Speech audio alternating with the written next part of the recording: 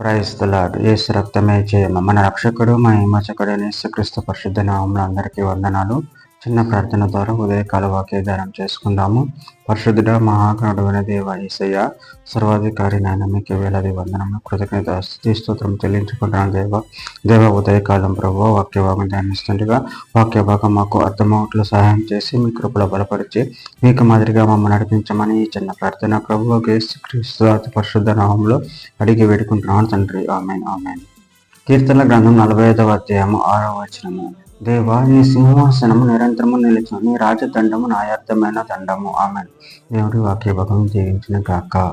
ప్రభు నుండి ప్రియులారా, ఇక్కడ వాక్య భాగంలో గమనించినట్లయితే దేవా నీ సింహాసనం నిరంతరము నిలిచును నీ రాజదండము నాయార్థమైన దండము. అదేవిధంగా వాక్య భాగంలో గమనించినట్లయితే కీర్తనల గ్రంథం 93వ అధ్యాయం 2వ వచనంలో పురాతన కాలం నుండి నీ సింహాసనం స్థిరమాయను సదాకాలము ఉన్నవాడు నీవే. కీర్తన గ్రంథం 145వ అధ్యాయం 13వ వచనం నీ రాజ్యము శాశ్వత రాజ్యము నీ రాజ్య పరిపాలన తరతరములు నిలుచును. దానియేలు గ్రంథం 2వ అధ్యాయం 44వ వచనం ఆ రాజుల కాలంలో పరలోకమందున్న దేవుడు ఒక రాజ్యం స్థాపించును దానికన్నిటికీ నాశనము కలగదు. ఆ రాజ్యము దాని పొందిన వారికి గాక మరెవరికి చెందదు.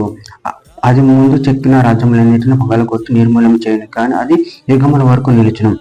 ఇర్మీయా గ్రంథం 23వ అధ్యాయం 5-6 వచనాల్లో యెహోవా ఇలాగా ఆజ్ఞ ఇచ్చుచున్నాడు. రాబో దినములలో నేను దావీదునకు నీతి చిగురును పుట్టించెదను. అతడు రాజ్య పరిపాలన చేయను. అతడు వివేకముగా నడుచుకొని కార్యం జరిగించను. భూమి మీద నీతి న్యాయం జరిగించను.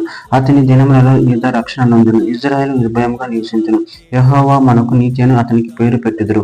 ప్రకటన గ్రంథం 19వ అధ్యాయం 11వ వచనం మరియు పరలోకం తెరవబడి ఉండుట చూచితిని. అప్పుడు ఇదిగో తెల్లని గుర్రం ఒకటి కనపడును. దాని మీద కూర్చుండి ఉన్నవాడు నమ్మకమైన వాడును సత్యవంతుడును అను నామం గలవాడు. ఆయన నీతిని బట్టి విమర్శ చేసి యుద్ధం జరిగించుతున్నాడు. కీర్తన గ్రంథం 47వ అధ్యాయం 8వ వచనం దేవుడు అన్ని జనులకు రాజై ఉన్నాడు. దేవుడు తన పరిశుద్ధ సింహాసనం మీద ఆసీనుడై ఉన్నాడు.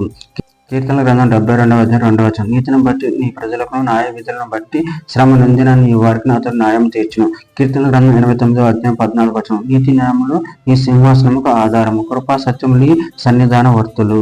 చివరిగా ఒక మాట యెషయా గ్రంథం 32వ అధ్యాయం 1వ వచనం ఆలోచించుట రాజు నీతిని బట్టి రాజ్య పరిపాలన చేయను అధికారం న్యాయాన్ని బట్టి ఏలుదురు. ఆమె దేవుని వాక్య భాగం దీవించిన గాక. చిన్న ప్రార్థన చేసుకుందాము.